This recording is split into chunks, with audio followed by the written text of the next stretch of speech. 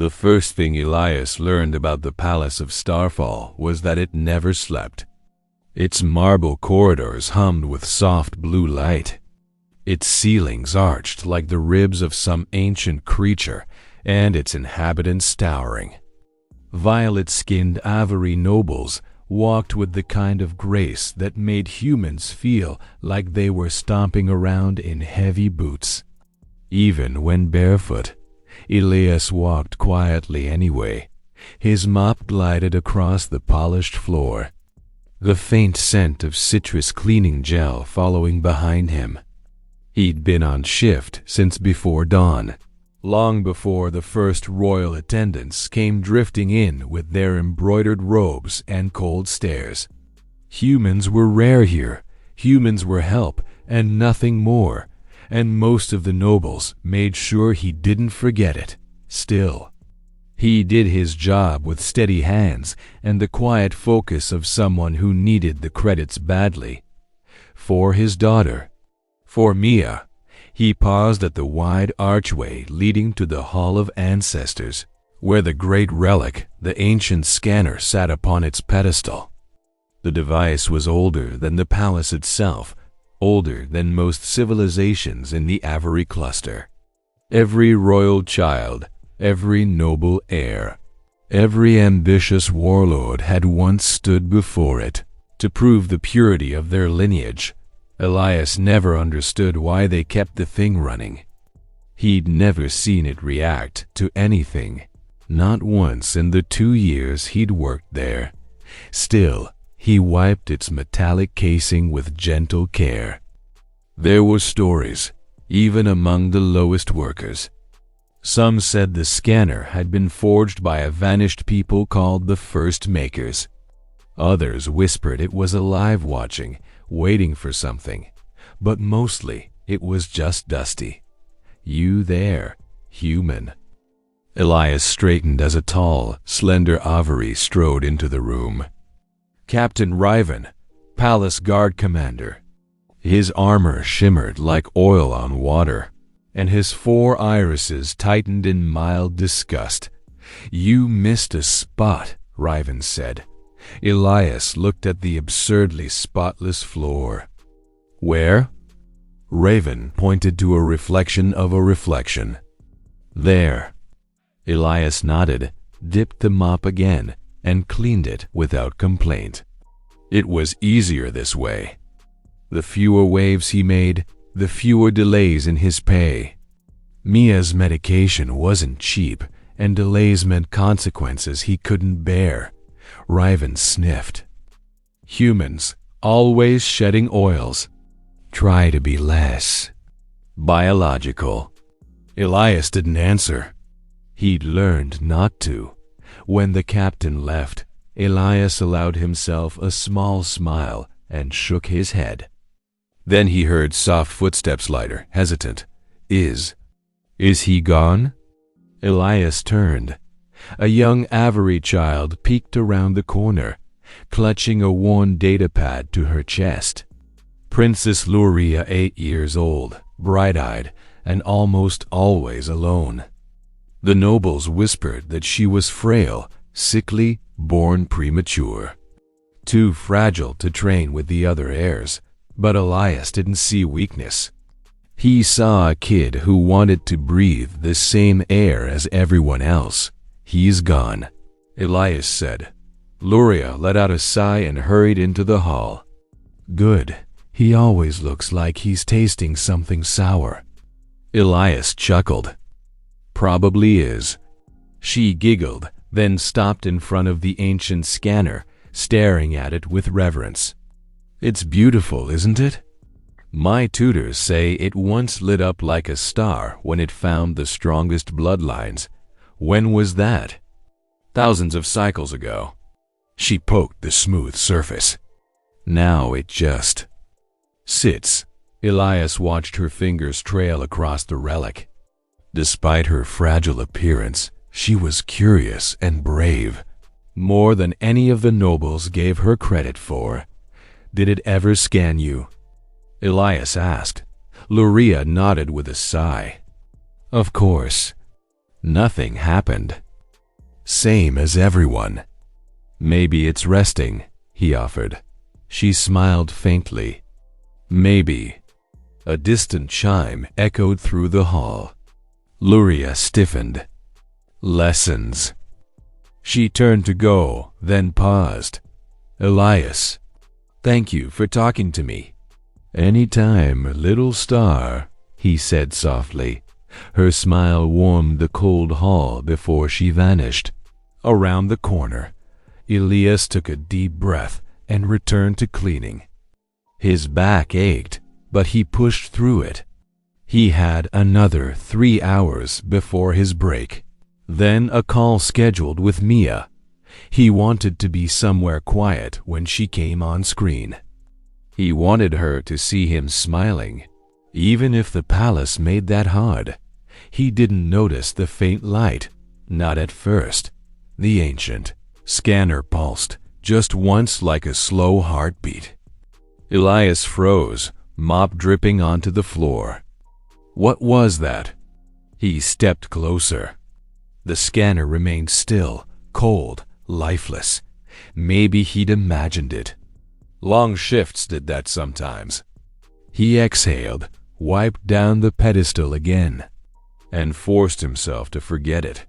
But as he walked out of the hall, the ancient scanner glowed again brighter, like dawn breaking beneath its metallic skin. Watching him leave. Waiting. Elias single quotes S break came late, because it always came late. But he managed to slip quietly into the workers' lounge, a cramped, steel-paneled room tucked behind the palace kitchens. The air smelled of spices, disinfectant, and metal. He liked it here. No nobles, no staring eyes. He activated the small HOLO-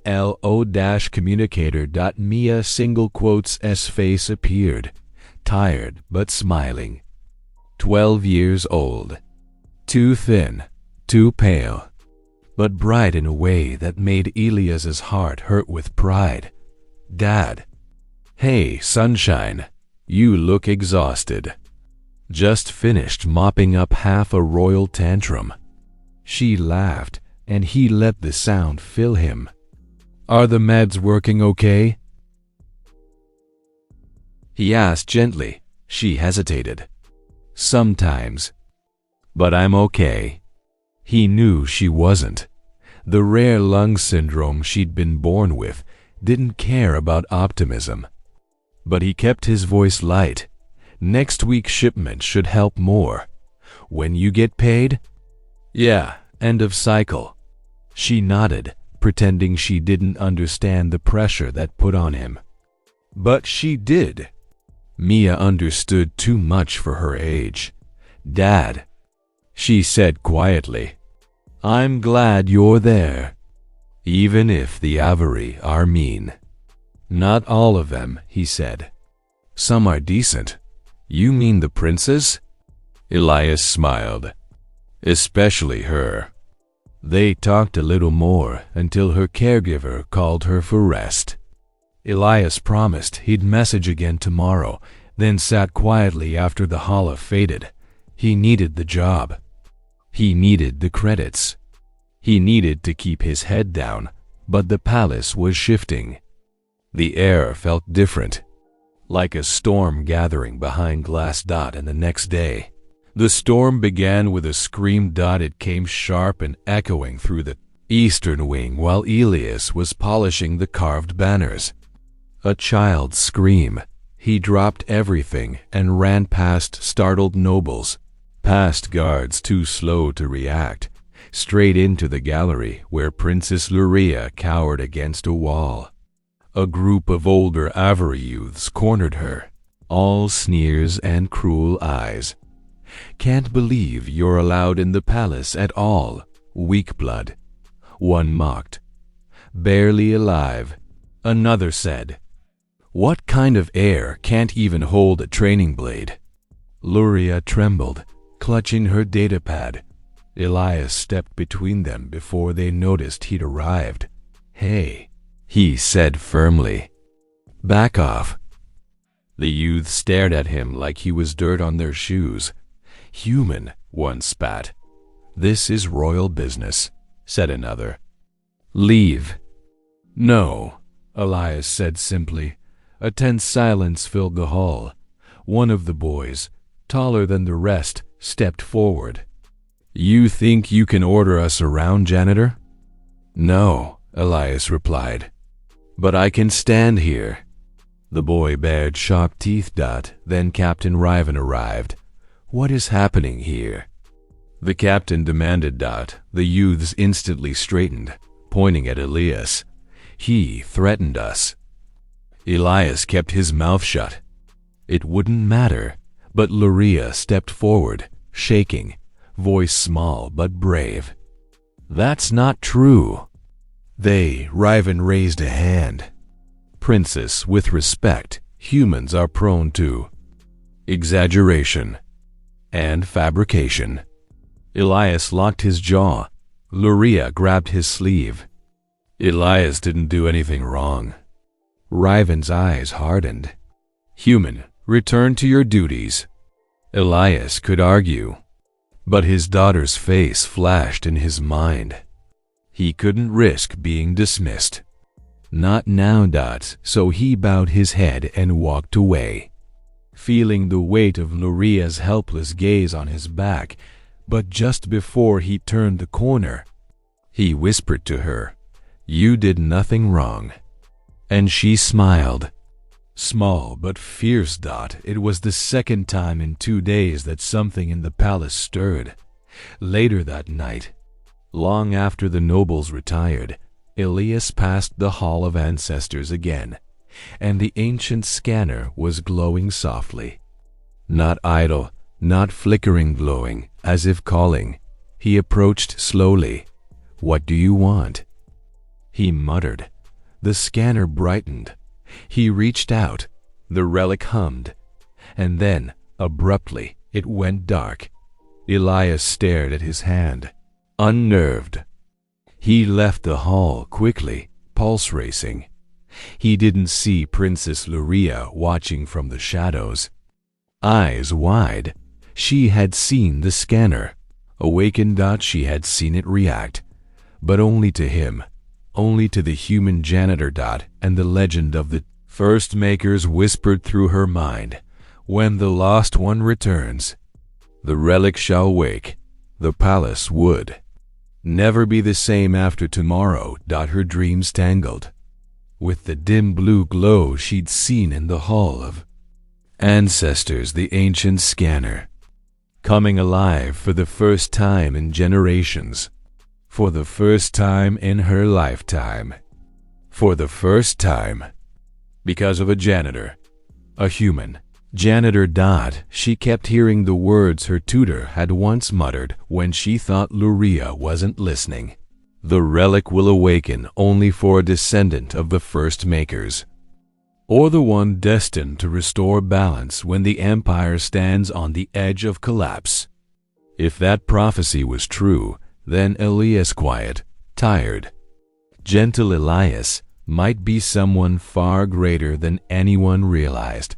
She just didn't know how to prove it. Elias woke at dawn. His back protested, but he rose anyway. The palace didn't care how tired he was. Its halls demanded constant care. He splashed water on his face, pulled on his uniform, and stepped into the grand corridor just as the morning sun filtered through crystalline windows. The place was so beautiful it hurt. Sometimes. He made it halfway through his first shift, when a tall figure stepped into his path. Captain Riven. Elias slowed. "Captain." Riven studied him with a narrow, unsettling scrutiny. "You are to report to the Hall of Ancestors at midday." Elias blinked. "Why? The Empress commands it." His stomach dropped. "Did I do something wrong?" Riven didn't answer. He simply walked away, armor clicking softly. Elias swallowed hard. The Empress rarely noticed workers at all. let alone summon them. He tried to focus on cleaning, but his mind spun. Had someone accused him again? Had the nobles twisted yesterday's incident into something worse? If he lost this job, he couldn't think about it. Midday came too quickly. He walked toward the hall with stiff, anxious steps.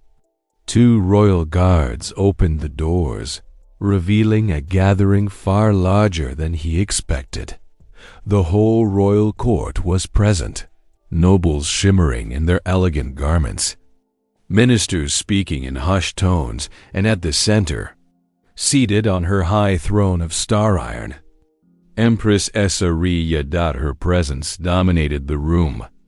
Tall and regal, her long black hair braided with silver rings, her 4 violet eyes calm but piercing.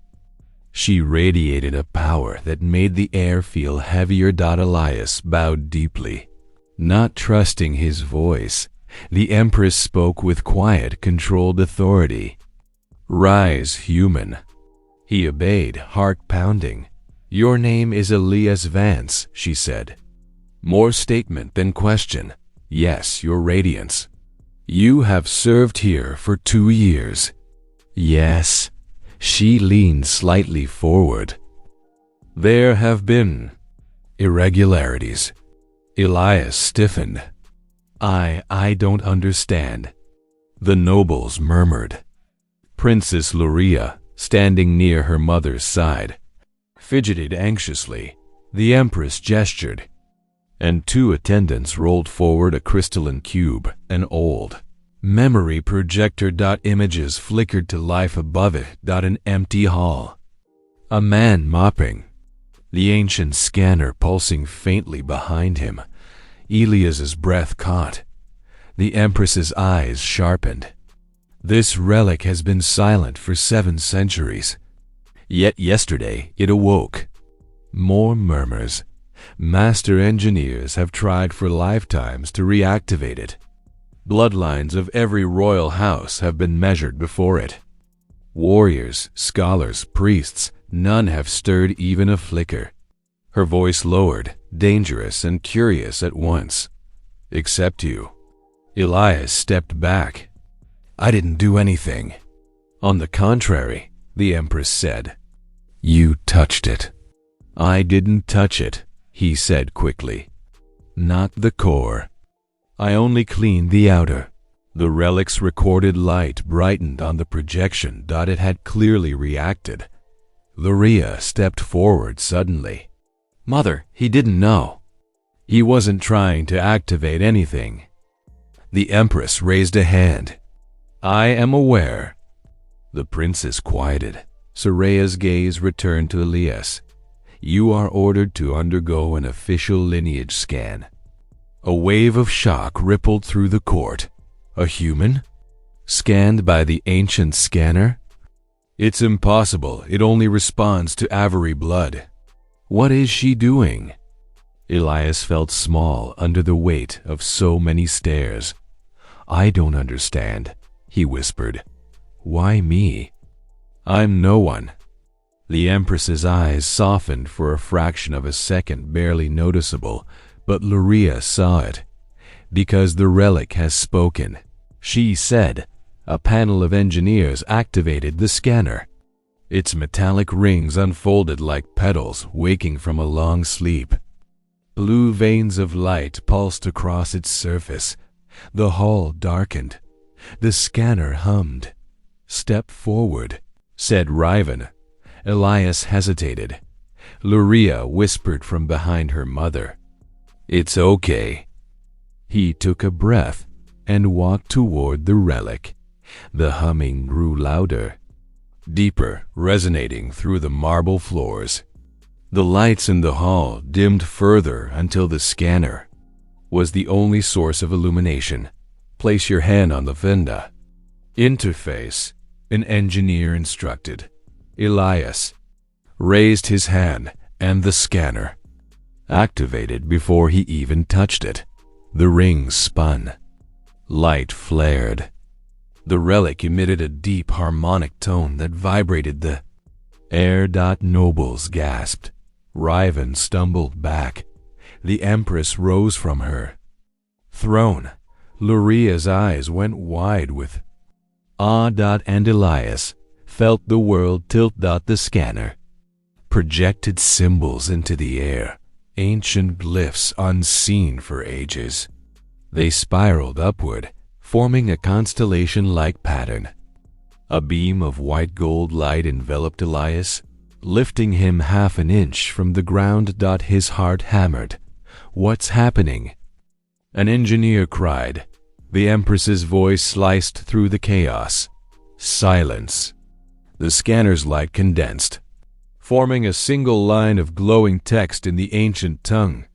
The Empress whispered the translation with trembling disbelief. First Maker lineage detected. The hall erupted. That's impossible. He's human. The First Makers vanished millennia ago before humans existed. Is he a fraud? A weapon? Elias stumbled back as the light faded, panic rising in his chest. I don't know what that means. The Empress slowly descended from her throne. She stopped before him, studying his face as if reading a constellation. In every record and legend, she said quietly, the First Makers are described as surprisingly fragile, soft-skinned, resilient only in spirit. She touched the relic gently. Much like humans. Elias shook his head. I'm just a janitor. I have a daughter. I'm not whatever that is. The Empress considered him long, then turned to the court. Elias Vance, she declared, from this moment on, you are under imperial protection. No harm shall come to you. You will remain within the palace until we determine the extent of your connection to the First Makers. Riven protested. Your radiance, he is human. He cannot be. She silenced him with a glance sharper than a blade. Lurea rushed forward, unable to help herself. Elias, are you okay? He forced a shaking breath. I think so. But he wasn't. His world had just split open. The nobles whispered like vultures circling. The Empress raised her voice. This court is dismissed. Guards ushered everyone out, all except Elias and Luria. The hall fell silent. Elias finally breathed. Empress, what do you want from me? She looked at him not as a leader, but as someone standing at the edge of history. To find the truth, she said. About you. About the First Makers. About why their relic has chosen this moment. And this man. Elias swallowed. I don't want power. I just want enough to take care of my daughter. Luria stepped to his side, small hand brushing his arm. We'll help her, she whispered. I promise. For the first time, Elias felt tears prick his eyes. The Empress spoke again, quietly but firmly. Then let us begin. The palace trembled, not literally, but in the way frightened people hold their breath, because the moment the scanner identified him, everything changed. The allies he didn't know he had began to rise, and the enemies he hadn't known existed began to sharpen their knives. Elias wasn't escorted back to the workers' quarters. He wasn't escorted anywhere. Instead, 2 elite royal guards, silent, disciplined, their armor humming with energy, guided him to a small chamber near the Empress's private wing. Not a prison, not a suite. Something in between. A holding room. They called it. A place where the Empire could keep an eye on him. While pretending not to, Elias sat on the edge of a low couch, elbows on his knees, trying to breathe through the flood of emotions crashing through him. He had no training for this, no preparation. Nothing in his life had ever hinted that he was anything except a tired father doing tiring work. A quiet knock broke his thoughts. The door slid open, and Princess Luria stepped inside holding a tray with 2 steaming cups. She shut the door behind her with a soft click. "They won't let me stay long," she said. "But I told them I had to bring this myself." Elias tried to smile. "You didn't have to bring anything. I wanted to." She offered him a cup. "It's heart root tea. Helps with heavy feelings. Mother drinks it after difficult counsels." Elias accepted it with a nod of thanks. The cup was warm, the scent sharp but comforting. Luria sat beside him, swinging her small legs nervously. "How are you feeling?" "Confused," he admitted. "Scared." She lowered her eyes. "I'm sorry. All of this is my fault." "What?" "No." He turned toward her. "How could it be your fault?" "I saw the scanner react to you yesterday," she whispered. "I should have said something. I could have prepared you." Elias shook his head. "You're a child, Luria. This isn't on you."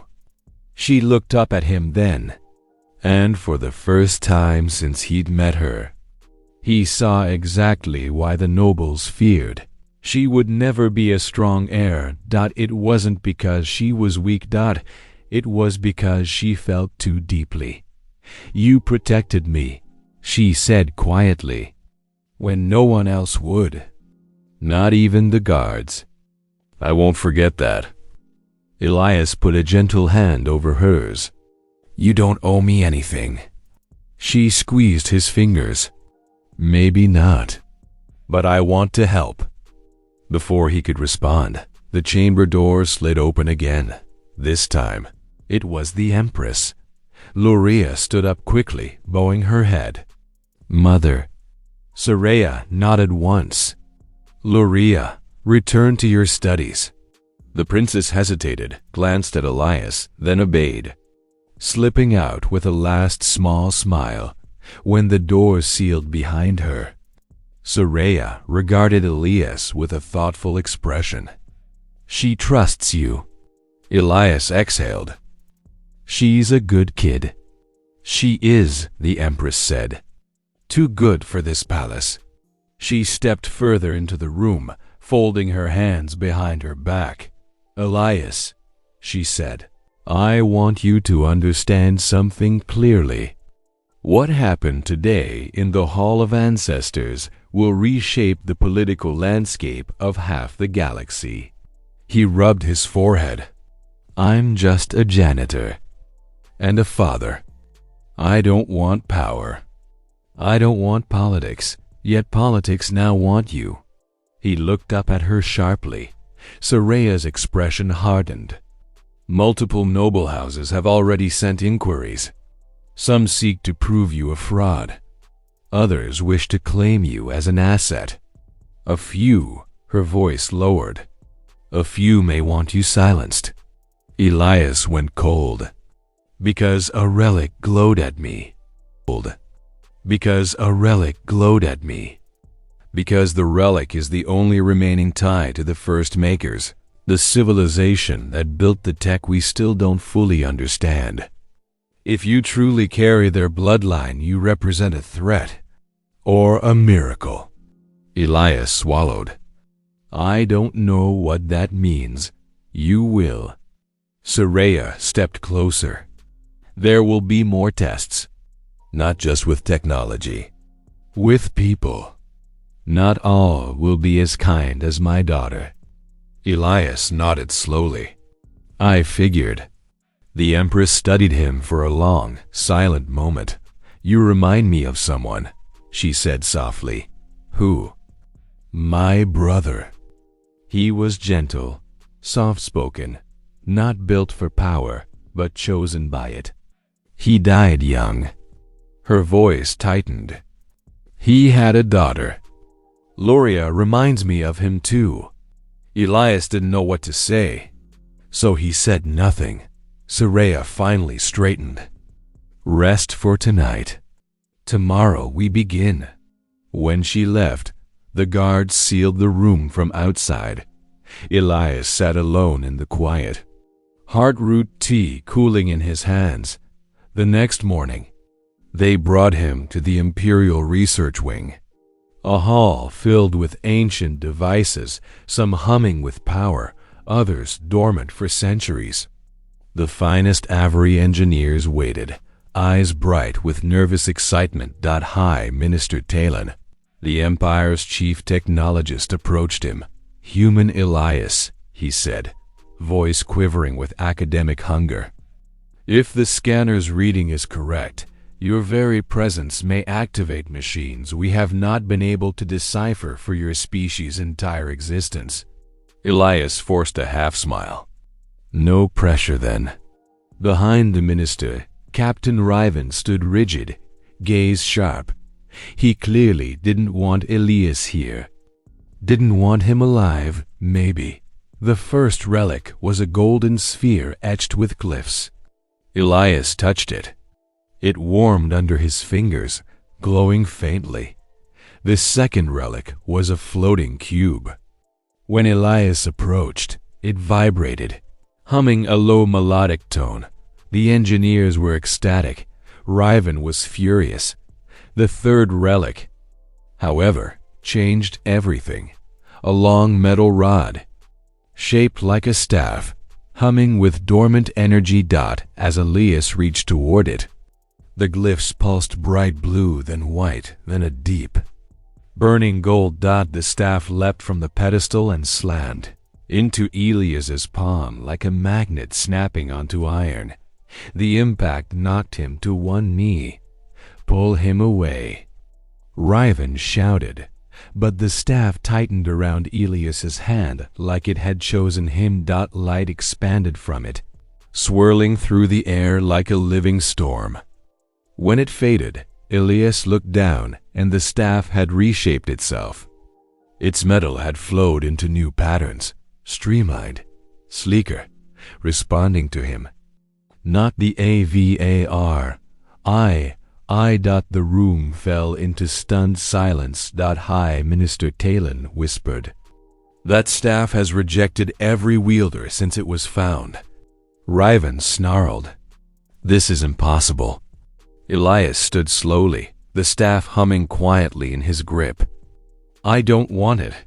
"You may not have a choice," Talon said. Then an alarm blared. Intrusion detected Western Wing. Riven barked orders. "Assassins! Shield the Empress!" Talon grabbed a datapad. "It's not the Empress they're after." He looked at Elias. Elias's stomach dropped. "They're after me," he whispered. The lights flickered. Screams echoed from the western halls. Riven's eyes blazed. "Guards, form a circle around the first maker." Elias shouted, "I'm not." But then a wall exploded inward. A shockwave blasted through the research wing. Engineers were thrown to the floor. Riven drew his blade. Figures stepped through the smoke-masked armored, moving like shadows. Assassins. One pointed at Elias. "Eliminate the human." Elias froze. The assassins charged. Riven met them head-on, blades clashing, sparks flying. Guards rushed forward, but the attackers were faster, too fast. One assassin broke through the defensive line, leaping toward Elias with a plasma knife. Elias raised the staff instinctively, and the staff reacted. A pulse of force blasted outward, throwing the assassin across the room. Everyone stared. "Did you do that?" Talon gasped. Elias shook his head. I didn't do anything." "I didn't know it could." Another assassin lunged. The staff vibrated, and Elias felt a strange instinct step left. He moved just in time. The blade slashed the air where he'd been. He swung the staff. Not with skill, but desperation and energy rippled along its length, striking the attacker with a shockwave that shattered his armor. Riven watched. Stunned, more assassins poured in. Elias backed toward the wall. "I'm not a fighter." The staff hummed louder, almost guiding his movements, nudging. Warning, protecting. Still, there were too many attackers. A final assassin raised a blaster. Aimed at Elias's chest. Elias choked. No. The blaster fired. A streak of white light raced toward him and hit a small figure that burst into the room, slamming into him and knocking them both to the ground. Princess Luria. She had thrown herself in front of the shot. No. Elias screamed. She hit the floor hard. The staff's glow went wild, bright, hot, uncontrolled. Elias grabbed Luria, pulling her into his arms. She gasped, clutching her shoulder, eyes glassy with pain. "I'm okay," she whispered weakly. "I'm okay." Riven's voice thundered across the chamber. "Protect the princess." Guards surged forward. Assassins tried to retreat. Elias looked down at Luria, panic choking him. "Why did you do that?" She smiled faintly. "You protected me. Twice." The staff vibrated violently in his hand, reacting to his fear, to his desperation. All around him, relics in the room began to glow. Talon's voice trembled. "He's triggering all of them." Light swirled. Wind roared. The room shook. Elias held Luria close. Eyes burning, the staff's energy surged, spreading from him. In a wave of blinding gold. Every assassin in the chamber was thrown back, every relic lit with ancient brilliance, and the Empress, standing in the doorway with her guards, witnessed the moment, her gentle, quiet janitor, holding her injured daughter. Glowing with the power of a long-dead civilization, her voice broke the stunned silence.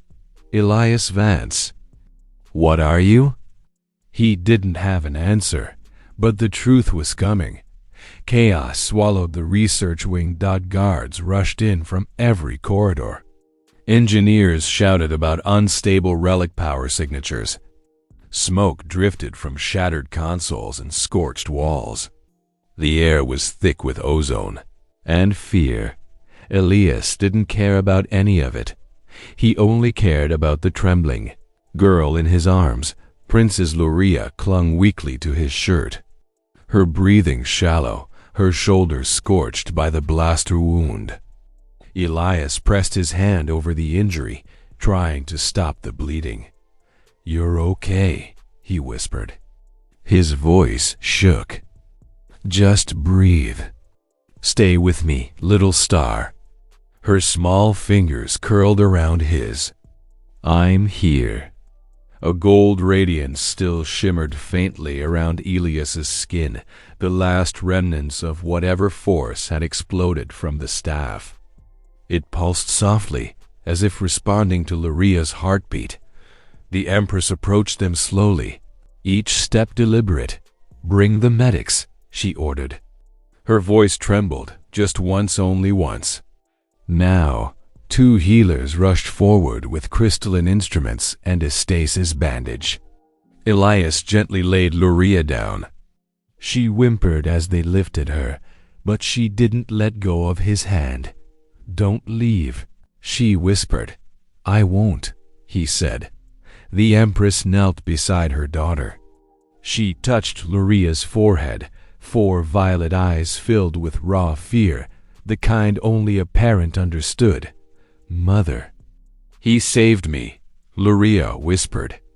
Again, Soraya looked at Elias, not as a servant, not as a threat, as the man who had risked himself for her child. "Keep him here," she told the guards quietly. "No restraints, no threats. Treat him as you would a royal guest." Riven stiffened. Your radiance, he is a human with unknown destructive capability. The Empress didn't look away from Elias. He is also the reason my daughter is still alive.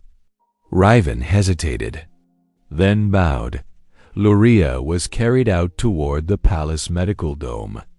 The Empress followed close behind, but just before she left the room, she glanced back. Elias, come with me. He obeyed without thinking. Together they walked down the shattered corridor. Guards lined every doorway. Some still stared in disbelief as they passed. Elias kept his eyes on the floor until they reached the quiet, gleaming entrance of the medical dome. The Empress paused before the door. She will live, Soraya said softly. Her wound was shallow thanks to your intervention. But she is frightened, and she wants you close. Elias swallowed hard. I don't belong in there. You may not think so, the Empress said, but my daughter does. Then she motioned for the guards to remain outside and led him in. The healing chamber glowed a soft lavender hue. Luria lay beneath a translucent sheet that emitted tiny streams of restorative light. Her eyes fluttered open as Elias approached. You stayed, she said, smiling weakly. Of course, he said, sitting beside her. You scared the life out of me. She squeezed his hand. You scared me. You lit up like a sun. Elias exhaled, shaking his head. I don't know what happened. But Luria seemed certain. The staff protected me, because it chose you. The Empress stood silently nearby, listening. After a moment, she spoke softly. Princess, rest. Your body needs to heal. We will continue speaking with Elias outside. Luria nodded reluctantly. Releasing his hand, Elias followed the Empress out of the room. Though it felt like part of him stayed behind, outside the chamber, Soraya regarded him with a mixture of awe and concern. There is something you are not telling me, she said. He blinked. I swear, I don't understand any of this. Then I will ask plainly. Her voice softened. Elias, what do you want? He hesitated. No one had asked him that in years. I want to keep my daughter alive, he said quietly. That's it. That's all I've ever wanted. Soraya's expression changed, just a hint of empathy beneath her regal composure. Her name is Mia, Elias continued. She's 12, sick, and I can't afford the treatment she needs unless I keep this job. Soraya considered this, then nodded slowly. Bring her to the palace. Elias stared at her, stunned. What? She will receive the best medical care in the Empire, Soraya said. And she will be safe under my protection. Tears stung Elias's eyes. I don't know how to thank you. You saved my child, she replied. Consider this a fraction of what I owe. Before Elias could answer, a palace messenger hurried down the hall, bowing deeply. Your radiance, he said breathlessly. We have captured one of the assassins alive. Good, the Empress said. Interrogate him. The messenger swallowed. He refuses to speak. Except to the human. Elias stiffened. Me? Soraya frowned. Why would they want him? The messenger whispered. He said. The human will understand.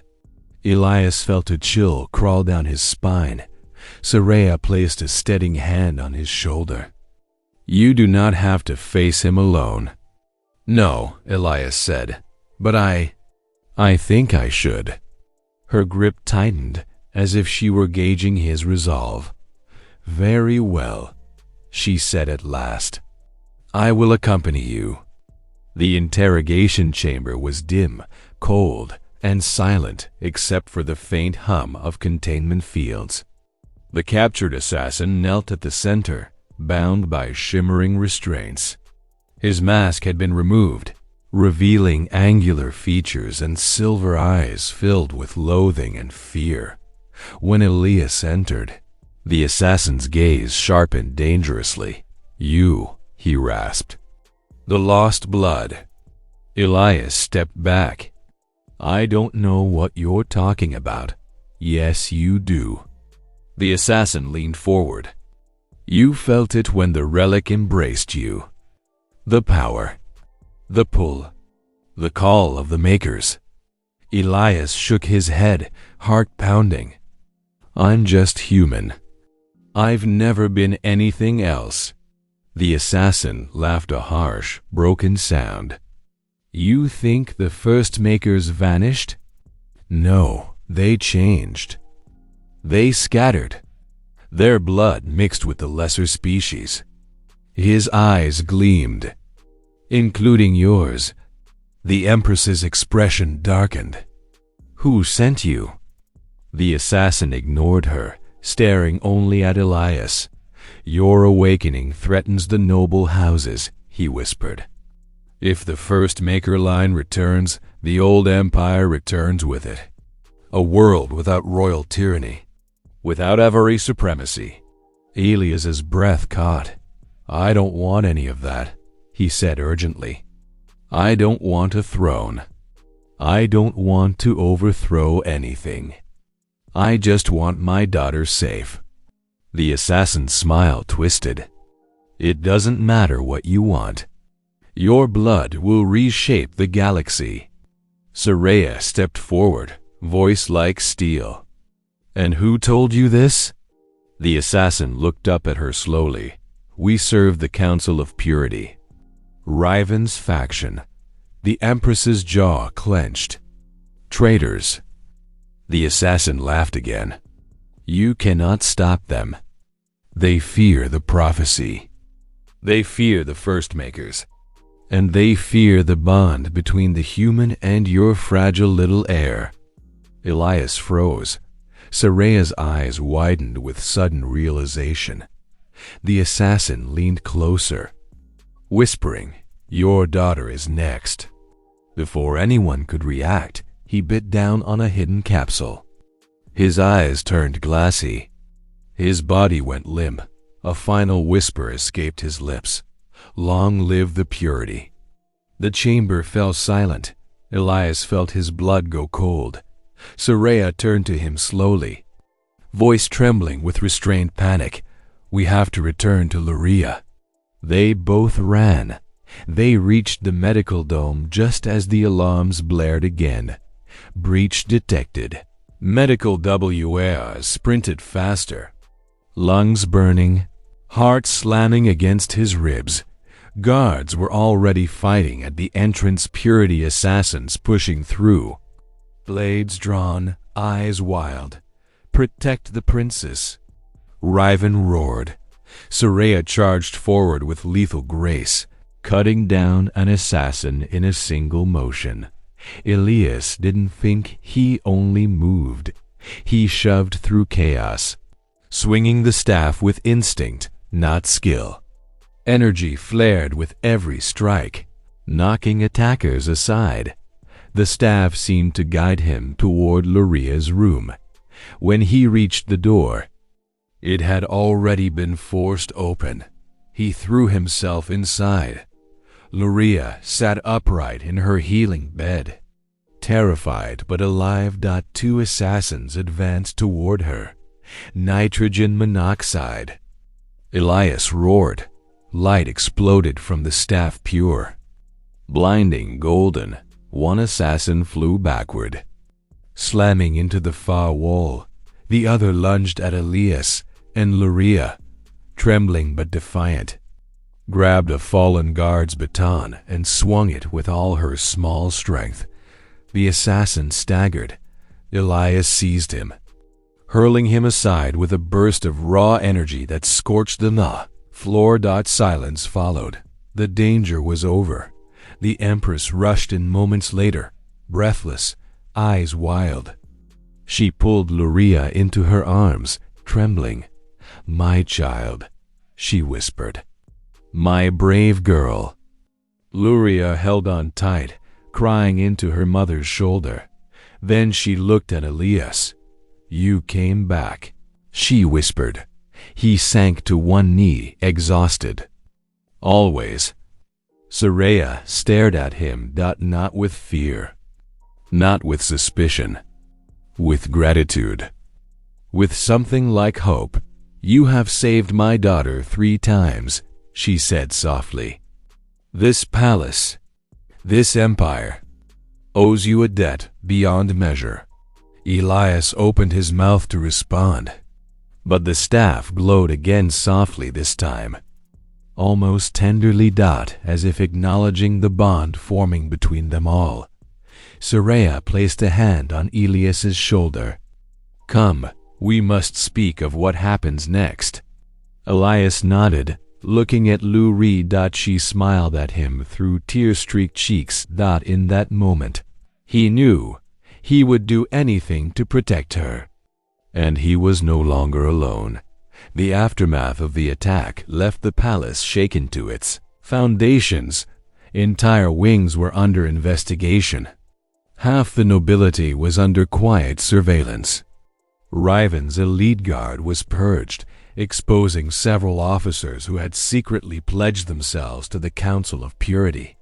And the remaining traitors vanished into the shadows, but none of that mattered to Elias, not compared to the 2 people who now sat beside him in the Empress's private council chamber. Soraya and Princess Luria. Luria rested with her arm carefully wrapped in healing mesh. She leaned lightly against Elias's shoulder, exhausted but safe. Soraya stood behind them, regal even in her worry, hands clasped tightly outside the chamber. The palace murmured with fear and unrest. Inside, it felt like the universe had narrowed to the 3 of them. Soraya spoke first. "Elias Vance, what happened today will be remembered for generations." Elias looked down at his hands. His palms still tingled from the energy that had erupted from the staff. "I didn't choose any of this, Your Radiance." "I know," she said softly, "but it chose you." Luria looked up at him. "So did we." He felt her small fingers wrap around his. Soraya exhaled slowly, as if wrestling with something heavy. Then she sat across from him, folding her long robes around her like waves of night. "I have ruled an empire large enough to swallow stars," she said. "I have faced rebellion, invasion, famine, and cosmic storms. But nothing has challenged me as deeply as this moment." Elias frowned. "Why me?" She met his eyes. "The relics know you," she said. "They answer to you. They awaken for you. And the staff, one of the 3 relics of the first makers, has bonded to you permanently." Elias shifted uncomfortably. "I don't understand why." "Because," Soraya continued quietly, "you carry the blood of the first makers." Elias closed his eyes. "I'm just human."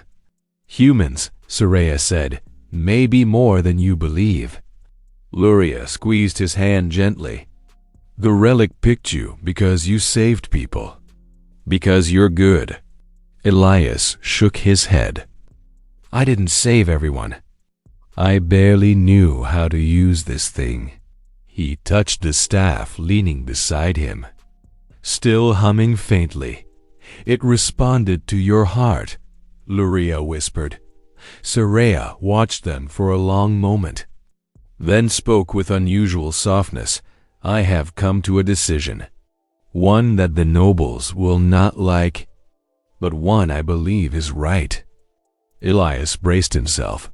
"You, Elias Vance," she continued, "are no longer a janitor. You are no longer a servant. From this moment forward, she stepped closer.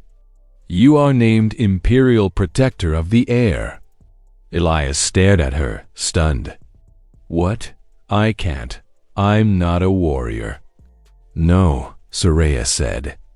But you have done more to safeguard my daughter than any warrior in this palace. Luria smiled brightly. You'll be with me every day. But my daughter, Elias protested. I have to bring Mia here. I have to. Soraya raised a hand. She will live in the palace with you. She will have the best physicians, the best care, the safest home. You will not be separated again. Elias's breath caught. He swallowed hard. Thank you, he whispered. You don't know what this means. For the first time. The Empress smiled. I think I do.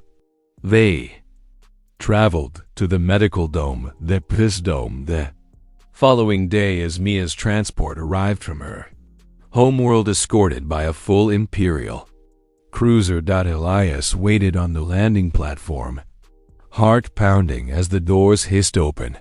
Mia stepped out, looking small in her oversized coat, clutching her inhaler. Her eyes widened at the massive palace towers and shining star bridges. Dad? She whispered. Elias ran to her, scooping her up as gently as if she were made of glass and gold. Sunshine, he said, tears slipping free. I've got you now. You're safe. She hugged him tightly. Is all this really for me? It's for us, he said. And it's just the beginning. Princess Luria appeared from behind the Empress, face bright with excitement. Hi, she said shyly. I'm Luria. Mia blinked. You're the princess. Luria nodded. And Elias, your dad is my protector now. Mia's eyes widened. My dad. Luria smiled. Your dad saved my life. Twice. She reached out her hand. Maybe we can be friends. Mia hesitated only a moment, then took her hand. Soraya watched the two girls with quiet warmth. Then she turned to Elias. I have one more gift for you.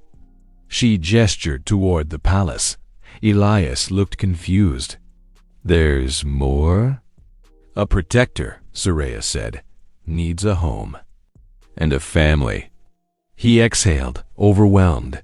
Family. He exhaled, overwhelmed. Soraya stepped closer, her voice softening. You may not be Avery. You may not be noble. But my daughter loves you. And I would rather trust a gentle man with a broom than 1,000 nobles with blades. Elias laughed under his breath, eyes stinging. Luria tugged at his sleeve. Come on, I want to show Mia the gardens. Mia nodded eagerly. Can we go, Dad?